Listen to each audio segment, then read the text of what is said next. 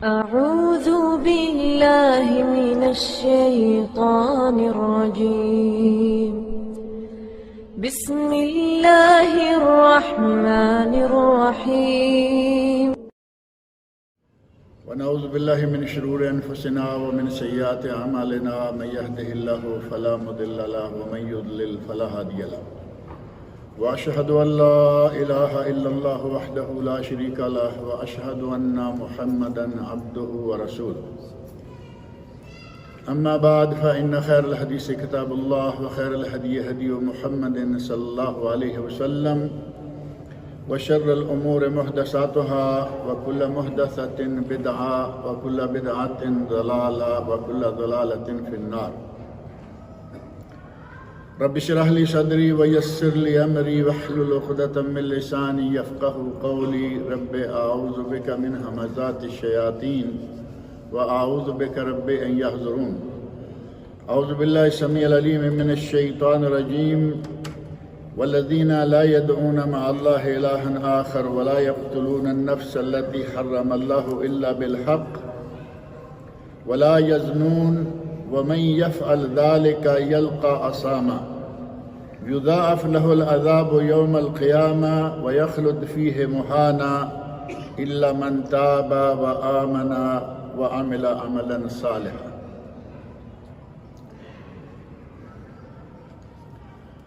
آج کے دور میں میڈیا نے مسلمانوں کے، کافروں کے، اہل دین کے، بے دین کے نظریات کو کچھ اس طرح لوگوں کے سامنے پیش کرنا شروع کر رکھا ہے کہ ان میں سے اپنی خالص تعلیمات کو پہچاننا مشکل ہو رہا ہے. آپ ایک ٹیلی ویژن چینل کھولتے ہیں، بظاہر بڑی اچھی شکل و صورت نظر آ رہی ہے، اگر تھوڑا سا ہوش و حواس ہے تو پتہ چلے گا کہ یہ تو احمدی مرزائی قادیانی جن کو علماء امت نے کافر قرار دے رکھا ہے، یہ تو وہ ہیں. لیکن یہ اس کے لیے واضح ہوگا جو آدمی کچھ سمجھتا ہے. ایک عام آدمی بڑی آسانی سے ان کے جھانسے میں آ جائے گا. اسی طرح مختلف نظریات کے لوگ، مختلف ادیان کے لوگ اور مختلف قسم کے کلچر اور مختلف تہذیبیں اس موجودہ میڈیا کی جلغار نے ایک انسان کو کچھ ایسے مقام پہ کھڑا کر دیا ہے کہ اسے بڑا ہی ہوش و حواس میں رہنا چاہیے. آپ دیکھتے ہیں کہ ہم یوٹیوب کھولیں، پہلے نمبر پر تو اللہ تعالیٰ معاف کرے فحاشی کا اڈا ہے. فحاشی کا اڈا ہے. آپ کچھ نہیں ایسا برا دیکھنا چاہتے، لیکن آپ نے کھولا ایک اپنا خاص ویڈیو دیکھنا چاہتے. اگر وہ یوٹیوب چینل جو آپ کھولنا چاہتے ہیں اس کے علاوہ کھولیں. ایک یوٹیوب چینل ہے، آپ نے اس کا آئی ڈی اس میں لگایا، وہ کھل گیا، اس میں وہی آئے گا جو آپ نے طلب کیا ہے. آپ نے ویسے ہی ایک نام لکھا کہ چلو فلاں مولانا کی تقریر آ جائے گی. پہلے مولانا کی تقریر آئی، نیچے ڈانس، نیچے عیاشیاں اور بدماشیاں. یہ ایک پہلو.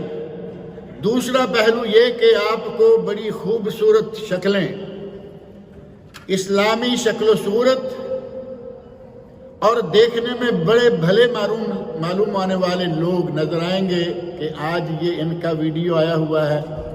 دیکھتے ہیں، پتہ نہیں کہ وہ آپ کو اہل توحید میں سے کتنا دور لے جائے گا. وہ خالص قسم کا مشرک انسان، اہل بدعت میں سے، لیکن شکل و صورت میں وہ ایسا بنا ہوا ہے کہ ہم سمجھیں گے کہ پتہ نہیں یہ تو کوئی بڑا عالم فاضل شخص لگتا ہے، لیکن وہ آپ کو شرک کی تعلیمات دے رہا ہے. اور اسی طرح ہر کوئی اپنی طرف کھینچ رہا ہے، میری طرف آؤ، میری طرف آؤ، میری سنو، میری مانو. ہمارے برصغیر پاک و ہند میں کچھ شخصیات ایسی گزری ہیں، انہوں نے کہا ہے کہ میرے لٹریچر کے علاوہ کسی دوسرے کا لٹریچر پڑھنا حرام ہے. آپ اندازہ کریں کہ یہ لوگوں کو کیا بتائے گا۔ پاک و ہند کی بڑی مشہور شخصیت، اور انہوں نے یہ کہا کہ جن کا میرے ساتھ تعلق ہے، خاص طور پر ان کا کسی دوسرے شخص کا لٹریچر پڑھنا حرام ہے، گویا کہ یہ کنویں کے مینڈک کو کنویں میں مار دے گا، اسے توحید کی ہوا نہیں لگنے دے گا۔ یہی ہوگا نا، کیونکہ بر صغیر پاک و ہند میں شرک اور بدعت و خرافات پھیلانے والی یہی شخصیت ہے۔ اب ماننے والے حرام سمجھیں گے کہ ادھر سے سنیں، ادھر سے سنیں، ادھر سے پوچھیں، ادھر سے پوچھیں، تو نتیجہ کیا ہوگا؟ اپنے ساتھ سب کو لے جائے گا جہاں اس کو جانا۔ اس لیے سب سے پہلی بات یہ کہ یوٹیوب کھولیں، فیس بک کھولیں، اپنا کوئی بھی میڈیا کا کوئی بھی سینٹر کھولیں تو پہلے نمبر پر اپنے آپ کو ہوش و حواس میں رکھیں کہ میں کیا کھولنے جا رہا ہوں۔ یہ نہیں کہ کچھ بھی سن لیں۔ بعض لوگ ہمارے میڈیا پر ایسے موجود ہیں کہ وہ بڑے چرب لسان، بولنے میں بڑے ماہر اور لوگوں کو بہکانے کے فنکار ہیں۔ راہ راستے بھٹکانے کے لیے ان کے پاس بڑا فن موجود ہے۔ لہذا کوشش کریں کہ کچھ ایسی چیزیں دیکھیں جو آپ کو یقین ہو کہ یہ کتاب اللہ اور سنت رسول کی طرف لائیں گی، ادھر ادھر ہمیں نہیں بھٹکائیں گی۔ اور آج ایک ٹولہ اہل تکفیر کا، خاص طور ٹولہ جن کو خارجی بھی کہا جایا کرتا تھا، جو اپنے سوا کسی دوسرے کو مسلمان ہی نہیں سمجھتے، یہ ٹولہ بھی آج کل میڈیا پر بڑا متحرک ہے۔ میڈیا میں کچھ ایسی چیز آ گئی ہے کہ یہاں اس مسجد میں ہر کسی کو اٹھ کے بولنے کی اجازت نہیں ہے۔ ایسے ہے یا نہیں؟ ہر کوئی جب چاہے یہاں آ کے درس دینا شروع کر دے، کسی کو اجازت نہیں۔ اس کے لیے آپ کو کتنی پرمیشنز لینی پڑیں گی۔ میڈیا میں آنے کے لیے کوئی پرمیشن نہیں چاہیے۔ اپنے گھر میں بیٹھ کے چھوٹا سا کلپ ریکارڈ کیجئے، جو چاہے اس میں واہی تباہی بکیے ڈال دیجئے، ساری دنیا میں چلا جائے۔ لہذا بڑے ہوش و حواس سے میڈیا کو دیکھیے، اور اس خاص گروہ کی جسے اہل تکفیر کہا جاتا ہے، جو اپنے سوا کسی کو مسلمان ہی نہیں سمجھتے، خود اپنے آپ کو مسلمان سمجھیں گے، باقی سب۔ اور ان میں دو قسم کے لوگ میری نظر میں ہیں، ایک جن کو خارجی کہا جاتا ہے، ایک گروپ خارجیوں کا تو نہیں ہے، وہ قتل و غارت کی دعوت نہیں دیتے، لیکن وہ آپ کو یہاں بھی ملیں گے اور مختلف جگہوں پہ مختلف ملکوں میں ملیں گے، وہ اس مسجد میں آ کر نماز پڑھنے کو تیار نہیں ہے۔ پتہ نہیں آپ میں سے کوئی کسی کا واسطہ پڑھا ہے یا نہیں، وہ ان مسجدوں میں نماز نہیں پڑھتے، اپنے گھروں میں نماز پڑھیں گے، اپنی نسل کے 2-4 لوگوں کو اکٹھا کر کے جماعت کرائیں گے، لیکن گھر کے اندر مسجد میں نہیں آئیں گے۔ ان مسجد والوں کو وہ اب کیا کہیں، ان مسجد والوں کو مسلمان نہیں سمجھتے۔ اور یہ ہمارے بر صغیر پاک و ہند کی پیدا کردہ ایک جماعت ہے جس کا نام ہے جماعت المسلمین۔ اتنا زبردست نام ہے کہ گویا وہی صرف مسلمان ہے، نام سے بھی کچھ لگتا ہے۔ جماعت المسلمین بانی کراچی میں، لیکن وہ تو خیر سدھار گئے اس دنیا سے، لیکن بعد میں آنے والے لوگ موجود ہیں، ان کا بھی تھوڑا سا خیال رکھیں، جو آپ کے ساتھ مجلس سے بیٹھے بیٹھے اٹھ کر مسجد میں آنے کے لیے تیار نہیں، اور اگر پتہ چل جاتا ہے کہ یہ مسجدوں میں نمازیں نہیں پڑھتے، ان سے بچ کے رہیے، کیونکہ وہ اسی جماعت کا متعلقہ ہوگا، اسی جماعت سے متاثر ہوگا۔ وہ ہر آدمی کو مسلمان نہیں سمجھتے، ان کو ایک مخصوص ٹولہ مسلمانوں کا چاہیے۔ خارجی جن کا ہدف، جن کا نشانہ خاص طور پر نوجوان بنتے ہیں، نوجوانوں کے دماغ کو وہ سب سے زیادہ ہلاتے ہیں، اپنے پیچھے لگاتے ہیں۔ اور نوجوانوں میں ایک چیز یہ ضرور ہوتی ہے کہ وہ کسی بھی چیز کو فوری قبول کر کے، اگر جوان ہے، خون گرم ہے، جو شیلا بڑکیلا ہے کسی بھی طرف لگا لے پھر وہ کام دیتا ہے۔ یہ خارجیوں کا ٹولہ مجھے یا مجھ جیسے جو اس کے حساب سے اب ریٹائر ہو چکے ہیں وہ ان کو نہیں کہتا کچھ، ان کو چھوڑو، یہ کیا کریں گے؟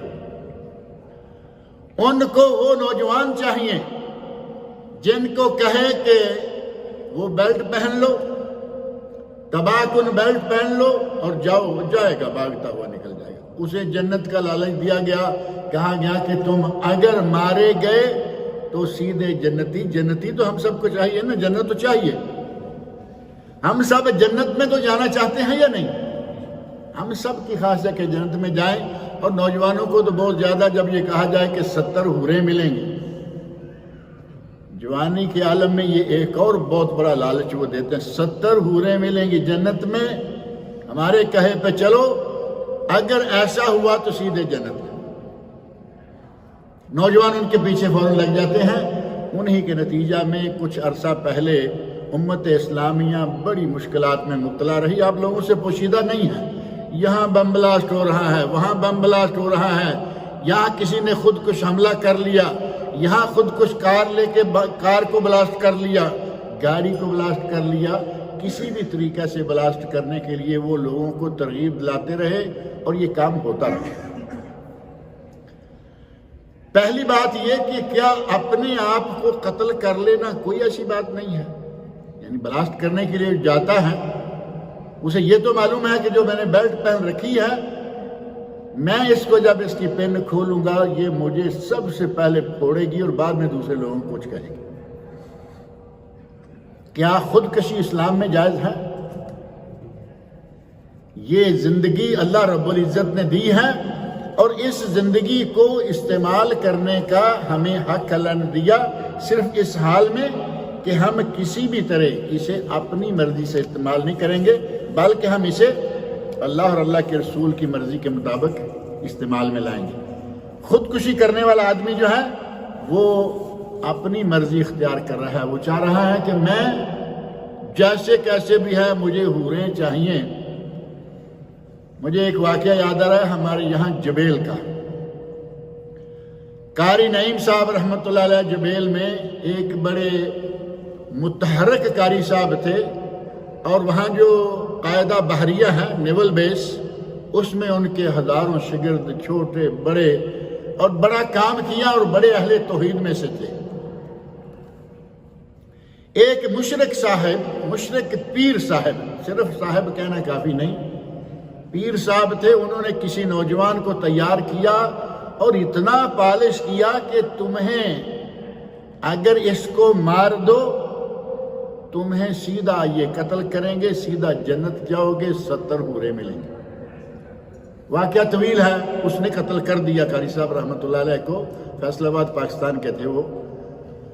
قتل ہو کر کے ہاتھ میں چھری خون سے بھری ہوئی لے کے پولیس اسٹیشن گیا۔ پولیس والے کو جا کے کہتا ہے کہ جی لو میں نے اس کو مار دیا ہے، اب مجھے پھانسی چڑھاؤ، حوریں میرا انتظار کر رہی۔ انہوں نے چھری رکھوائی اور کہا کہ یہاں بیٹھ جاؤ، ابھی تمہیں حوروں کے پاس بھیجتے ہیں۔ وہ سمجھ گئے واقعہ سارا کہ یہ کسی کا بہکایا ہوا آیا ہوگا، کہا کہ تمہیں حوروں کے پاس بھیجتے ہیں۔ 17-18 سال اس کے قاری صاحب کے چھوٹے بچے تھے، جوان ہونے تک اس کی سزا جو ہے وہ نافذ نہیں کی جا سکتی، جیسا کہ یہ قانون ہے۔ 17-18 سال یہاں جیلوں میں گلتا سرتا رہا اور بعد میں اسے حوروں کے پاس بھیجا گیا۔ وہاں معلوم ہے کہ حوریں اب اسے کیا ملیں گی۔ قاتل کے لیے حوریں نہیں، ایک قتل کرنے والے کو قرآن کہہ رہا ہے کہ جس نے ایک آدمی کو قتل کیا فَكَأَنَّمَا قَتَلَ النَّاسَ جَمِيعًا، اس نے تو گویا سارے لوگوں کو قتل کر دیا۔ اور جس نے ایک انسان کو زندگی بخشی، زندگی دینے والا تو اللہ ہے، کسی مرتے ہوئے کو بچا لیا، یہ بھی زندگی دینے والا ایک شکل ہے۔ وہ ایک آدمی کو زندگی دیتا ہے، اس نے گویا کہ پوری بنی نوع انسان کو زندگی دی۔ قتل کرنا کوئی ایسے معمولی بات نہیں۔ جو آدمی قتل کرے اور وہ سمجھے قتل بھی ناجائز، قتل بھی عالم دین کا، حافظ قرآن اور قاری قرآن کا، اور اہل توحید کا، اور پھر کہے کہ مجھے ابھی حوریں مل جائیں گی، اسے وہاں حوریں کیا ملیں گی، اس کو جو ملے گا اللہ تعالیٰ کے ساتھ اس کا معاملہ ہے۔ بہرحال خودکشی کرنا جائز نہیں، حالانکہ اپنی زندگی ہے، اور قرآن کریم میں اللہ رب العزت نے خودکشی کرنے سے بھی روکا ہے، منع کیا ہے۔ اور اگر کوئی کسی مومن کو قتل کر دیتا ہے خودکشی کے بغیر، دوسرے مومن کو، اپنی جان لینا گناہ، اور گزشتہ 1-2 درس میں یہ باتیں آئیں کبیرہ گناہوں کے ضمن میں، کہ اگر کوئی اپنی جان لیتا ہے، جس طریقے سے اپنی جان لیتا ہے وہ ہمیشہ اسی عذاب میں مبتلا رہے گا۔ اگر کسی نے زہر پھانکا، زہر پھانکنے والے کو اللہ رب العزت جہنم میں بھی یہ سزا دیں گے کہ وہ مسلسل زہر پھانکتا ہی رہے گا، اس کا پیٹ کٹتا رہے گا، دوسری سزائیں الگ۔ جس نے اپنے آپ کو کسی اونچی جگہ سے گرایا، پہاڑی وغیرہ سے گرا کر اس نے اپنے آپ کو قتل کیا، اسے اللہ رب العزت ہمیشہ اسی عذاب میں مبتلا رکھے گا۔ اور جس نے کسی لوہے کے ساتھ، چھری ہے، تلوار ہے، کوئی بھی چیز ہے، اپنے آپ کو اس کے ساتھ قتل کیا، جہنم میں وہ اپنے ہاتھ میں وہی چیز لیے ہوئے ہوگا اور مسلسل اسی عذاب میں مبتلا رہے گا۔ اگر کوئی کسی دوسرے کی بجائے اپنے آپ کو قتل کر رہا ہے، اور اگر کوئی کسی مومن کو قتل کر دیتا ہے تو اللہ رب العزت نے قرآن میں ارشاد فرمایا ہے، سورۃ النساء آیت نمبر 93، وَمَن يَقْتُلْ مُؤْمِنًا مُتَعَمِّدًا فَجَزَاؤُهُ جَهَنَّمُ خَالِدًا فِيهَا۔ اگر کوئی کسی مومن کو جان بوجھ کر قتل کر لیتا ہے، اگر غلطی سے قتل ہو جائے تو وہ الگ بات ہے، جیسے ابھی ایکسیڈنٹ ہو گیا، اس میں قتل کا بدلہ قتل نہیں ہوتا، پہلی بات۔ النفس بالنفس اس کے لیے ہے جو جان بوجھ کر قتل کرتا ہے، یہ ہے قتل عمد۔ دوسرا ہے قتل شبہ عمد، جان بوجھ کر قتل نہیں کیا لیکن ہو گیا۔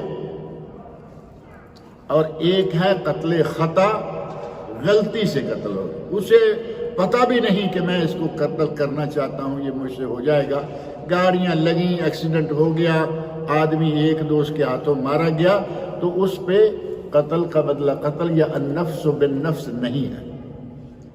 لیکن جان بوجھ کر متعمدن عمد، جان بوجھ کر قتل کرتا ہے، اللہ نے فرمایا فَجَزَاؤُهُ جَهَنَّمُ خَالِدًا فِيهَا۔ پہلی بات یہ کہ وہ جہنم میں جائے گا اور اس میں ہمیشہ رہے گا۔ وَغَضِبَ اللَّهُ عَلَيْهِ، اس پر اللہ کا غضب اور ناراضگی ہوگی۔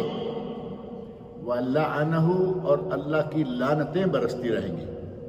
3 سزائیں، جہنم میں جائے گا، ہمیشہ جہنم میں رہے گا، اللہ کا غضب اور ناراضگی، اور اللہ کی طرف سے لعنت۔ اگر کسی ایک مومن کو وہ جان بوجھ کے قتل کر لیتا ہے، اور ساتھ فرمایا وَعَدَّ لَهُ عَذَابًا عَظِيمًا، اللہ نے اس کے لیے بہت بڑا عذاب تیار کر رکھا ہے ایک مومن کو قتل کرنے کے نتیجہ میں۔ اور پھر یہ قتل کوئی ایسا بھی نہیں ہے کہ ایک آدمی کو باقاعدہ جا کے تلوار تیر بندوق سے قتل کرے، قتل کی کئی شکلیں ہیں۔ ایک شکل وہ ہے جسے ہم شاید قتل سمجھتے ہی نہیں، اور وہ کیا ہے، آج کل میڈیکل نے جیسے جیسے ترقی کی ہے، قتل کی شکلیں بھی کئی بڑھتے بڑھتے سامنے آ رہی ہیں۔ خاتون پریگننٹ ہوئی اور اس نے جا کے چیک کرایا، پتہ چلا کہ لڑکی ہے۔ آج کل ایسی چیزیں ہیں یا نہیں آئی ہوئی؟ آج کل میڈیکل بتا دیتی ہے کہ یہ پیٹ میں لڑکی ہے، کہاں جی ابارشن کر، یہ قتل ہوگا یا نہیں؟ ایک انسانی جان شروع ہو گئی اور اس کو ابارشن کے ذریعے نکال دیا گیا، یہ بھی قتل ہے۔ اور اس قسم کے قتل کے بارے میں قرآن کریم میں اللہ رب العزت نے 2 مقامات پر فرمایا وَلَا تَقْتُلُوا أَوْلَادَكُمْ خَشْيَةَ إِمْلَاقٍ، اپنی اولاد کو غربت اور فقر کے ڈر سے قتل نہ کرو، یہ محض ڈر ہے۔ بچہ پیدا ہونے والا ہے، بچہ پیدا ہوگا، آج تم فقیر ہو، بچہ کے پیدا ہونے تک اللہ کرے کہ تم امیر ہو جاؤ، کسی کو پتہ ہے؟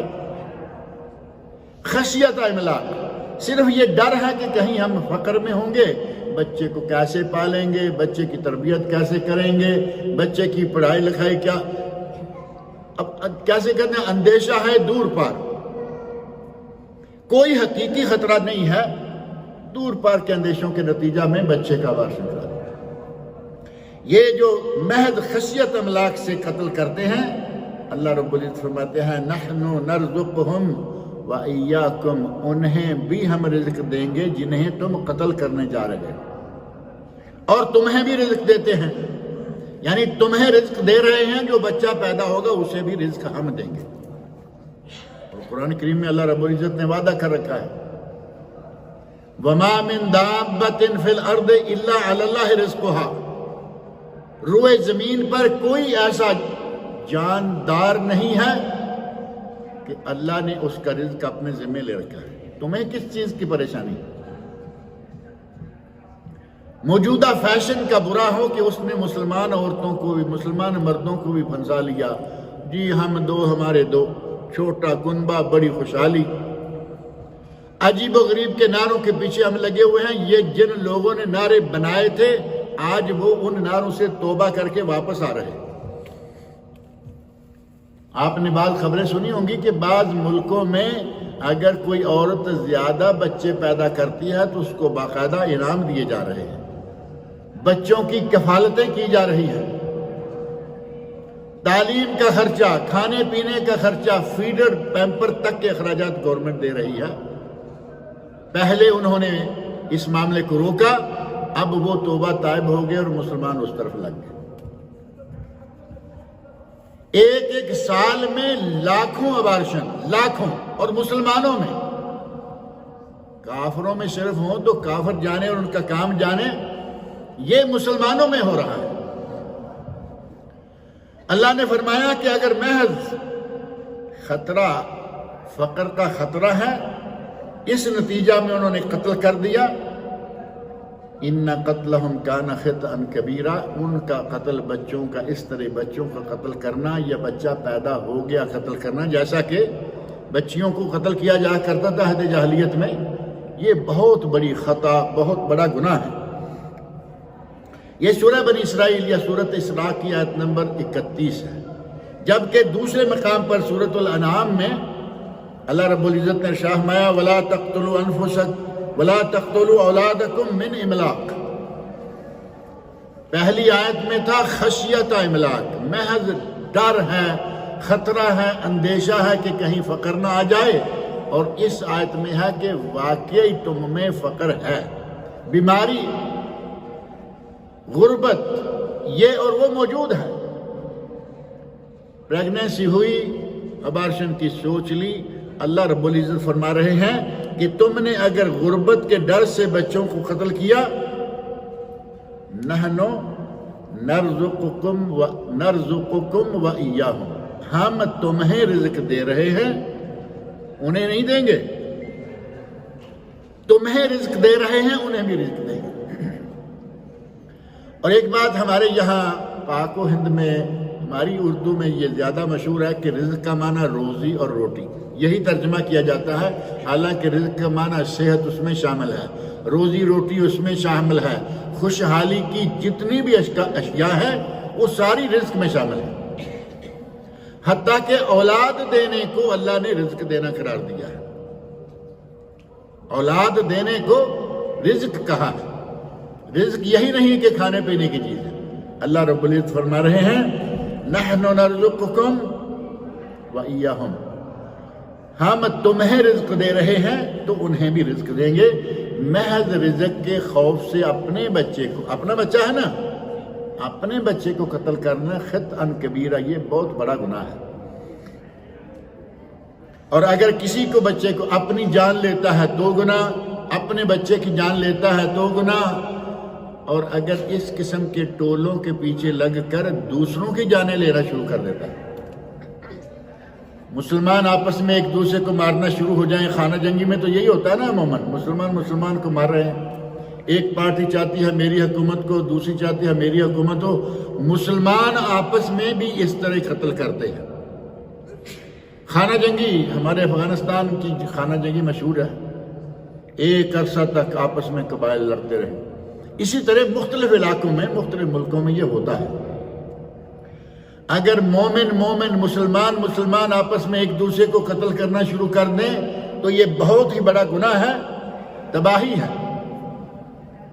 اور اگر کوئی کسی مسلمان ملک میں غیر مسلم آیا ہوا ہے کہ کیا غیر مسلم، چونکہ یہ غیر مسلم ہے، اس کو قتل کر دیا جائے، نبی اکرم صلی اللہ علیہ وسلم نے قاعدے مقرر فرمائے، تمہارے ملک میں، تمہاری پناہ میں، تمہارے ذمے میں ایک کافر ہے، تم اسے قتل نہیں کر سکتے۔ نبی صلی اللہ علیہ وسلم نے یہاں تک فرمایا کہ اگر کوئی کسی معاہد جس کے ساتھ آپ کا معاہدہ ہے، یا ذمی کہا جاتا ہے، اگر کسی ذمی کو، کسی معاہد کو قتل کرتے ہو تو وہ جنت میں داخل نہیں ہوگا۔ لا يدخل الجنہ ولا یجد ریحہا، نہ وہ جنت میں داخل ہوگا، نہ وہ جنت کی خوشبو پائے گا۔ وَإِنَّ رِيحَهَا لَتُوجَدُ مَسِيرَةَ 40 عَامًا، او کما قال رسول اللہ صلی اللہ علیہ وسلم، جنت کی خوشبو 40 برس کی مسافت تک پہنچ رہی ہوگی، لیکن یہ جنت کی خوشبو تک نہیں پائے گا۔ اس نے کس کو مارا ہے؟ کافر کو مارا ہے کافر، لیکن وہ ایک مسلمان ملک میں باقاعدہ معاہدے کے تحت آیا ہوا ہے، ویزا لیا ہوا ہے، اقامہ اس کا موجود ہے۔ جس ملک میں جو کوئی سسٹم ہوتا ہے وہ سسٹم کے مطابق حکومت کے قانون کے تحت یہاں موجود ہے۔ دیکھا کافر ہے، اس کو قتل کر دو، قتل کر دیا نہیں۔ مستامن، جس کو آپ نے امن دیا، معاہد جس کے ساتھ آپ کا معاہدہ ہے، اور ذمی جس کا ذمہ آپ نے لے رکھا ہے۔ مسلمانوں کے ملکوں میں یا دنیا میں جہاں بھی ان 3 قسم کے کافر ہیں، ان میں سے کسی کو قتل کرنے کا گناہ نبی اکرم صلی اللہ علیہ وسلم نے بتا دیا، جنت کی خوشبو تک نہیں پائے گا۔ اپنے آپ کو قتل کرنا گناہ، اپنے بچوں کو قتل کرنا گناہ، اور اگر کسی اس طرح کے کافر کو قتل کرتے ہیں تو گناہ۔ اب یہ جو ملکوں کے اندر پچھلے دنوں بہت سارا یہ سلسلہ چلتا رہا، جہاں کافر دیکھے 2-4 وہاں بلاسٹ کر دیا، یہ کر دیا، وہ کر دیا، آج ایک چھوٹی سی رو پھر نظر آنا شروع ہوئی ہے۔ کچھ لوگ دوبارہ متحرک ہوئے ہیں کہ ملکوں میں بد امنی پیدا کی جائے، ملکوں کے امن و امان کو تباہ کیا جائے۔ پتہ نہیں ان لوگوں کو کہاں سے وہ حوریں نظر آنا شروع ہو جاتی ہیں۔ تم مسلمان مومن کو قتل کرو گے، تمہیں حوریں، تمہیں یہاں دنیا میں بھی جوتے لگیں گے، آخرت میں بھی۔ حوریں، پنجابی میں ایک حورا ہوتا ہے، حورا تو پنجابی سمجھتے نہیں، یہ حورا کہتے ہیں مکے کو۔ مومن کو، مسلمان کو جنت میں جائے گا، حوریں ملیں گی، اور اس قسم کے لوگوں کو حوریں ملیں گے۔ مختصر لفظوں میں، یعنی ان کا علاج، ان کا معاوضہ بالکل مومن مسلمان کے الٹ ہوگا، حوریں نہیں، بلکہ ان کو عذاب اور ان کو سزائیں ملیں گی۔ قتل کے علاوہ جو مختلف بڑے بڑے گناہ ہیں، اللہ رب العزت نے ان گناہوں کو قرآن کریم میں ذکر کیا، نبی اکرم صلی اللہ علیہ وسلم نے اپنی احادیث میں ذکر فرمایا، اور بعض کی تفصیل کچھ پچھلے درسوں میں ذکر ہوئی ہے۔ بہرحال سب سے بڑا گناہ نبی اکرم صلی اللہ علیہ وسلم نے جو سب سے بڑا گناہ شمار کیا وہ ہے شرک باللہ، اللہ کے ساتھ اس کی عبادت میں، الوہیت میں، ربوبیت میں، اس کے اسماء و صفات میں کسی بھی شکل میں کسی غیر اللہ کو اس کے ساتھ شامل کر لینا، یہ ہے شرک۔ تفصیل میں نہیں جاتے، ہمارے یہاں چونکہ یہ ہر طرح کا شرک پایا جاتا ہے، موجود ہے، ہمیں چاہیے کہ سب سے پہلے اس بڑے گناہ سے بچیں۔ نبی صلی اللہ علیہ وسلم نے کبھی فرمایا اجتنبوا السبع الموبقات، 7 تباہ کن گناہوں سے بچو، پہلا نام شرک۔ کہیں فرمایا کہ تمہیں میں اکبر الکبائر کی خبر نہ دوں، یعنی کبیرہ گناہوں میں سے کبیرہ کی، تو پہلا نام شرک، اور کہیں فرمایا الکبائر، کبیرہ گناہ پتہ کون کون سے ہیں، تو نام دیا سب سے پہلا شرک کا۔ حضرت عبداللہ بن مسعود رضی اللہ عنہ کی حدیث صحیح بخاری صحیح مسلم میں موجود ہے، وہ روایت بیان کرتے ہیں کہ نبی اکرم صلی اللہ علیہ وسلم سے میں نے عرض کیا، یا رسول اللہ ای ذنب اکبر، بڑا گناہ، سب سے بڑا گناہ کون سا ہے؟ تو نبی اکرم صلی اللہ علیہ وسلم نے فرمایا ان تجعل للہ ندا وہو خلقک، تم اللہ کے ساتھ کسی کو شریک بناؤ جبکہ اس نے تمہیں بنایا ہے، تمہاری تخلیق، تمہیں دنیا میں بھیجا ہے۔ قلت ثم ایو، میں نے پوچھا کہ اے اللہ کے رسول اس کے بعد کون سا ہے؟ فرمایا ان تقتل ولدک خشیۃ ان یطعم معک، تم اپنے بچے کو قتل کر دو کہ یہ تمہارے ساتھ کھائے گا پیے گا، یعنی فقر کے در سے جو میں نے 2 آیات آپ کے سامنے پڑھی ہیں۔ میں نے پوچھا پھر، صحابی نے تیسرا گناہ پوچھا تو فرمایا ان تزانی حلیلۃ جارک، تم اپنے پڑوسی کی بیوی کے ساتھ زنا کرو۔ زنا تو زنا ہے، قرآن کریم میں جا بجا اللہ رب العزت نے زنا کی مذمت فرمائی، نبی اکرم صلی اللہ علیہ وسلم نے زنا کو کبیرہ گناہوں میں سے شمار کیا، اس حدیث میں ساتھ پڑوسی کی بیوی کا ذکر کر دیا ہے کہ تم پڑوسی کی بیوی سے زنا کرو، یہ تمہارے لیے بہت ہی بڑا گناہ ہے۔ تو کیا دوسرا گناہ جو ہے کسی دوسری کے ساتھ زنا کرنا وہ چھوٹا ہو جائے گا؟ وہ بھی بڑا ہی ہے، لیکن پڑوسی کی بیوی سے زنا کرنے کے بارے میں نبی صلی اللہ علیہ وسلم نے خاص طور پر وحی فرمائی، کیونکہ ادھر ادھر کسی دوسرے کے ساتھ جا کے زنا کرنے سے پڑوسی کی بیوی سے زنا کرنا آسان ہے۔ بات حقیقت ہے یا نہیں؟ کیونکہ وہ پڑوسی ہے، قریب ہے، آتے جاتے کہیں بھی آمنا سامنا ہو سکتا ہے۔ آپ کو پڑوسی کے گھر کے حالات سارے معلوم ہیں، یہ کب آتا ہے کب جاتا ہے، کب آپ نقب زنی کریں گے، ڈاکہ ماریں گے اس گھر پر، آپ کے لیے یہ معلومات حاصل کرنا بڑا آسان ہے۔ اس لیے نبی اکرم صلی اللہ علیہ وسلم نے زنا کو بطور خاص پڑوسی کی بیوی کے ساتھ خاص کر دیا کہ اپنے پڑوسی کی بیوی سے زنا کرنا یہ بھی بڑا گناہ ہے، اور یہ صحیح بخاری اور صحیح مسلم کی حدیث ہے۔ اور اسی طرح حضرت انس بن مالک رضی اللہ عنہ بیان کرتے ہیں کہ نبی اکرم صلی اللہ علیہ وسلم نے ارشاد فرمایا اکبر الکبائر، کبیرہ گناہوں میں سے بھی کبیرہ شرک باللہ، شرک و عقوق الوالدین، اپنے ماں باپ کی نافرمانی کرنا، قتل النفس التی حرم اللہ، اس نفس کو قتل کرنا جس کا قتل کرنا اللہ نے حرام کر رکھا ہے، وقول الزور، اور جھوٹی بات، جھوٹی گواہی۔ ایک حدیث میں آتا ہے کہ نبی اکرم صلی اللہ علیہ وسلم تشریف فرما تھے، آپ تھوڑا ٹیک لگا کے، جیسے آدمی بیٹھا ہوا ہوتا ہے ٹیک لگا کے بیٹھے ہوئے ہیں، آپ نے بعض گناہوں کا ذکر کیا، اور جب قول الزور و شہادت الزور کی باری آ گئی تو آپ اٹھ کر بیٹھ گئے، اٹھ کر بیٹھے اور اس بات کو بار بار دہرانا شروع کیا۔ صحابی کہتے ہیں کہ ہم نے چاہا کہ اے کاش اب نبی صلی اللہ علیہ وسلم خاموش ہو جائیں، یعنی آپ کی اپنی، جیسے کہتے ہیں کہ اپنی جان پر بنی ہوئی لگتی ہے، اتنا سخت گناہ شمار کیا نبی اکرم صلی اللہ علیہ وسلم نے جھوٹی بات کو جھوٹی گواہی دینے کو۔ اور جھوٹی گواہی کچھ بھی نہیں ہے، لیکن جا کے گواہی دے کے آ گیا، ایک آدمی کا حق مارا گیا، دوسرے کو ناجائز چلا گیا، اور اس سے کچھ بھی نہیں۔ اور کچھ لوگ تھوڑا بہت، ہمارے پاکستان انڈیا کی کورٹ کچہری جو ہے وہ اس کے دائیں بائیں گواہ معروف ہے نا، ایک تو ہوتا ہے کہ آنکھوں سے دیکھا ہوا ہے، اس نے جا کے گواہی دی، عینی شاہد ہے، کانوں سے سنا، آنکھوں سے دیکھا، یہ تو سچی گواہی ہو گئی۔ وہ کسی کے حق میں جائے، کسی کے خلاف جائے۔ ایک ہے کہ وہ کورٹ کچہری میں اس نے اپنا بڑا اسپیشل ڈیزائن بنایا ہوا ہے، ہمارے یہاں اس طرح کپڑا اپنے کندھے پہ رکھا ہوا ہوتا ہے، جا رہے ہیں آ رہے ہیں، صبح اٹھتے ہیں، ناشتے واشتے کر کے گھر سے نکلے، کچہری کے سامنے کھڑے ہوئے، ان کو ضرورت پڑ گئی گواہ کی، اس کے پاس کہا کہ بھائی مجھے گواہ چاہیے. ہاں کیا گواہی؟ اب کیس کے حساب سے گواہی کا ریٹ مقرر ہے. چھوٹا کیس ہے 10-5 میں ہو جائے گا، بڑا کیس ہے اس سے زیادہ میں ہو جائے گا، اس سے بڑا ہے تو اس کے لیے ان کو فیس بڑی زیادہ.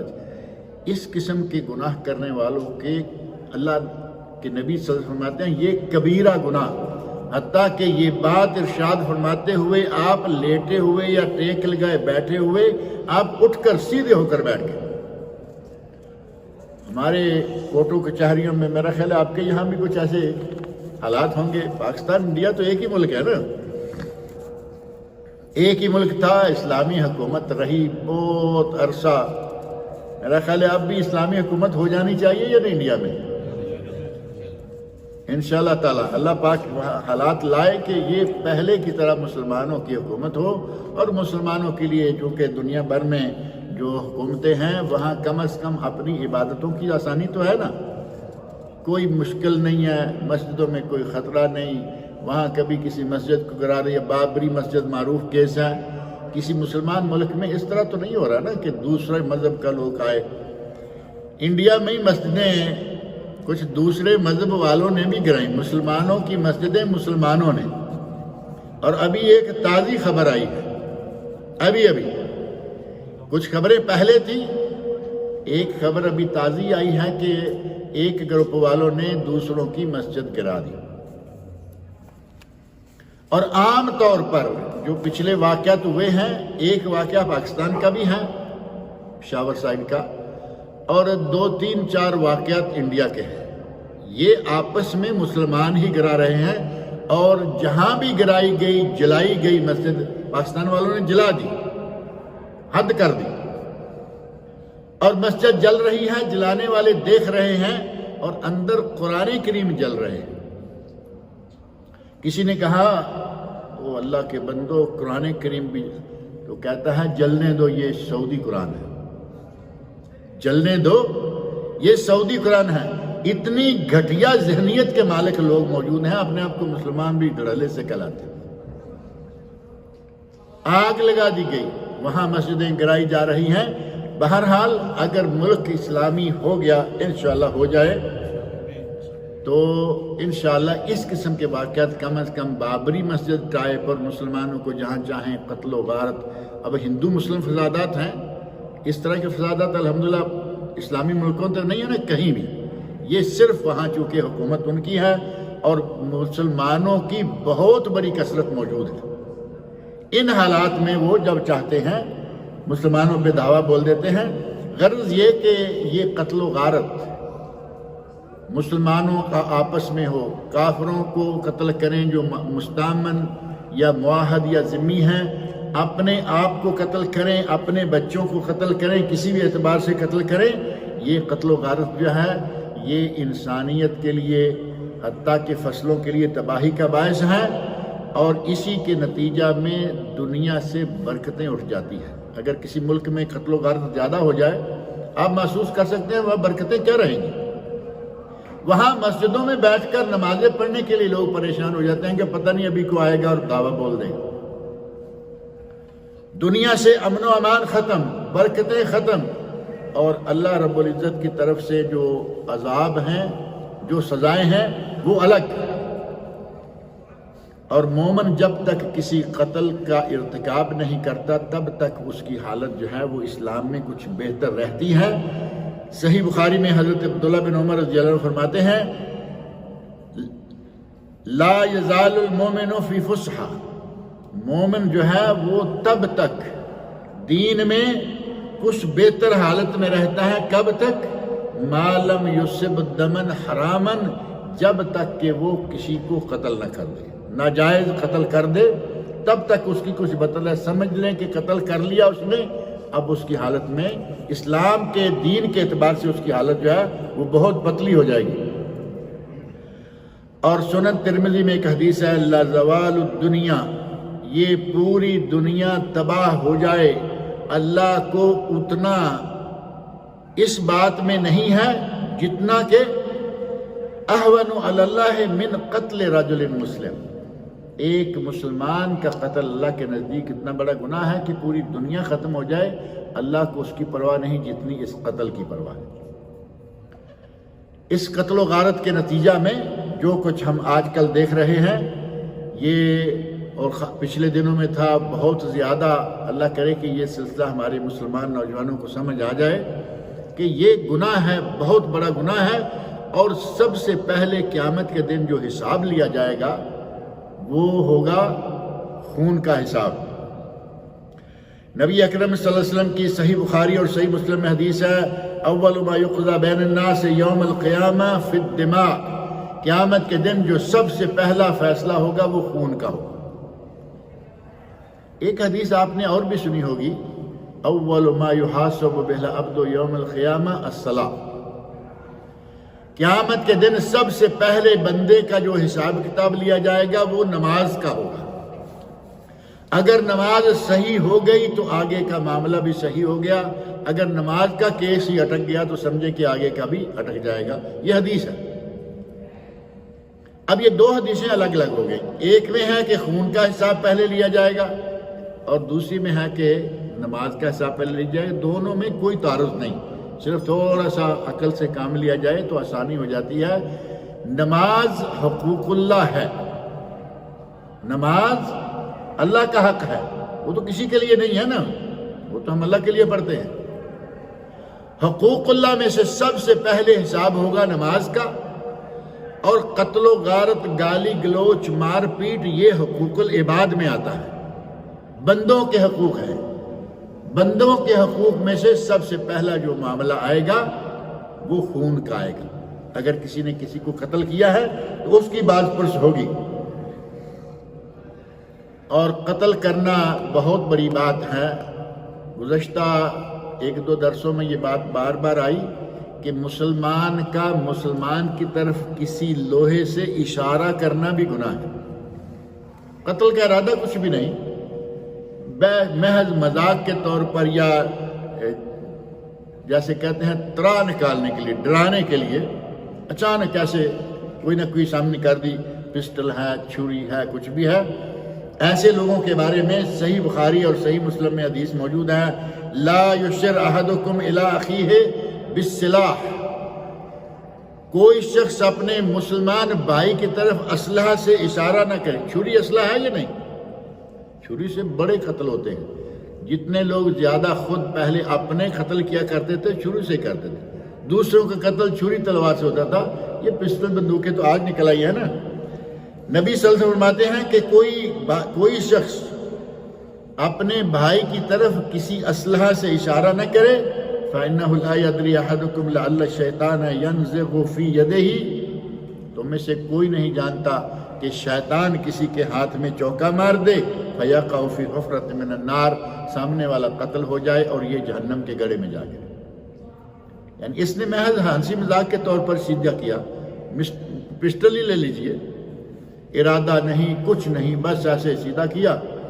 اور یہ جو انگلی نیچے والی ٹریگر پر انگلی اس وقت میں ہے، یہ ہوتی ہے نا، وہی نا ٹریگر والی انگلی یہ ہے۔ اب اس نے تیار کر لیا، انگلی رکھی ہے، اس کی کوئی نیت نہیں ہے کہ اس کو مارنا چاہتا ہے، کوئی دشمنی نہیں، کچھ بھی نہیں۔ شیطان نے انگلی دبائی اور وہ پسٹل چل گیا، سامنے کے کھوپڑی میں لگی، سینے میں لگی، جہاں بھی لگی اس کی موت واقع ہو گئی۔ نبی اکرم صلی اللہ علیہ وسلم ارشاد فرماتے ہیں کہ صحیح بخاری و مسلم کی حدیث ہے کہ ایسا بھی کوئی نہ کرے۔ اور اگر کوئی چھری چاقو وغیرہ سے کسی کے سامنے یا اسلحہ سے اس طرح اشارہ کرتا ہے تو فرمایا صحیح مسلم اور ترمذی میں، من اشارہ الی اخیہ بحدیدہ، اگر کوئی کسی لوہے کے ساتھ کسی کی طرف اشارہ کرتا ہے، اس کے بارے میں فرمایا فإن الملائکۃ تلعنہ، فرشتے اس پر لعنتیں برساتے ہیں، حتیٰ وإن کان اخاہ لأبیہ وأمہ، حتیٰ کہ یہاں تک کہ وہ اگر ماں جایا باپ جایا بھائی کیوں نہ ہو، یعنی ایک ماں باپ کا جنا دوسرا بیٹا سگا بھائی ہے، حقیقی بھائی ہے، اس کی طرف اشارہ کیا ہے، تب بھی فرشتے اس پر لعنتیں کرتے ہیں۔ اب مختصر بات یہ کہ جب اشارہ کرنا گناہ، اشارہ کرنا فرشتوں کی لعنتوں کا باعث، اپنی اولاد کو قتل کرنا، پیدا ہوتے ہی یا پیدا ہونے سے پہلے اپنے آپ کو قتل کرنا، یہ ساری چیزیں گناہ ہیں۔ مومن کا مومن کو قتل کرنا کتنا بڑا گناہ ہوگا۔ اللہ رب العزت مجھے اور آپ لوگوں کو کتاب اللہ اور سنت رسول کو سمجھنے اور ان پر عمل کرنے کی توفیق عطا فرمائے۔